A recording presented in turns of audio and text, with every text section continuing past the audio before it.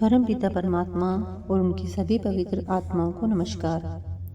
जवाब सतगुरु के। संत मत की पुस्तकों में लिखा है कि मन को एकाग्र करने के बहुत से तरीके हैं, मगर सुमिरन सबसे आसान तरीका है। क्या इसका मतलब है कि मन को खाली करना भी एक तरीका है? जवाब, कई लोग अपने आप का विश्लेषण करके और अन्य बातों के बारे में सोचना बंद करके मन को ठहराने की कोशिश करते हैं।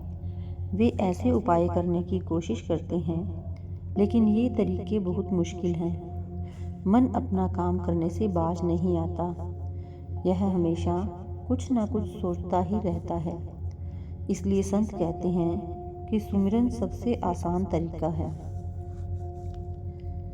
कुछ लोगों को अक्सर ठीक तरह से सुमिरन करने में कठिनाई होती है, क्योंकि उनका मन भटक जाता है।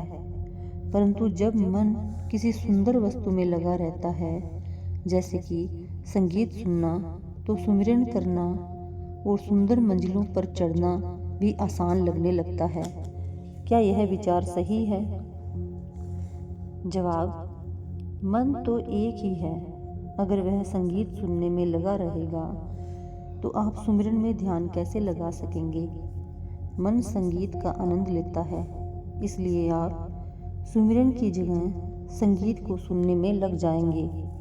सुमिरन संगीत से अलग है।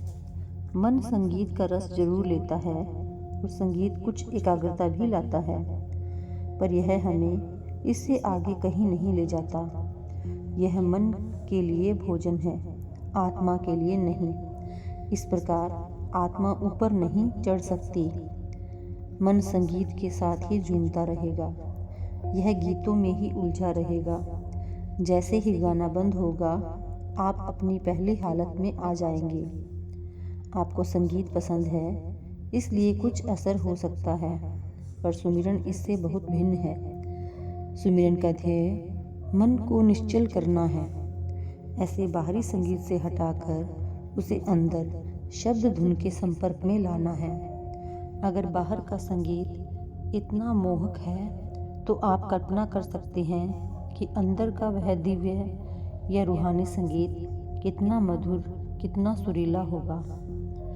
हमारा उद्देश्य उस अनहद शब्द के शांत संगीत को सुनना है। ये बाहरी राग रागनियाँ उस अंदर के संगीत की बहुत मामूली और तुच्छ नकल मात्र है। अगर हम इस बाहरी संगीत का ही रस लेते रहें, तो हो सकता है हम उस अंदर के संगीत तक पहुंच ही ना पाएं। सुमिरन का ध्येय ध्यान को आंखों के पीछे ठहरा कर उस अंदर के संगीत में खो जाना है, जो कि असली संगीत है। जब आप अंदर के उस दिव्य संगीत के संपर्क में आएंगे, तब बाहर की इन सब रागनियों को भूल जाएंगे। जब किसी सत्संगी को सुमिरन करते समय अचानक शब्द सुनाई देने लगे और वह काफ़ी जोर का हो, तो क्या उसे सुमिरन करना बंद कर देना चाहिए? वह उस समय शब्द से बचना चाहता है, पर ऐसा कर नहीं पाता, क्योंकि शब्द आना जारी रहता है। जवाब, जब आप सुमिरन करते हैं, शब्द तो उस समय भी मौजूद रहता है। अगर आप एक बार शब्द के संपर्क में आ जाएं, तो जब भी आप सुमिरन करेंगे, शब्द भी सुनाई देगा।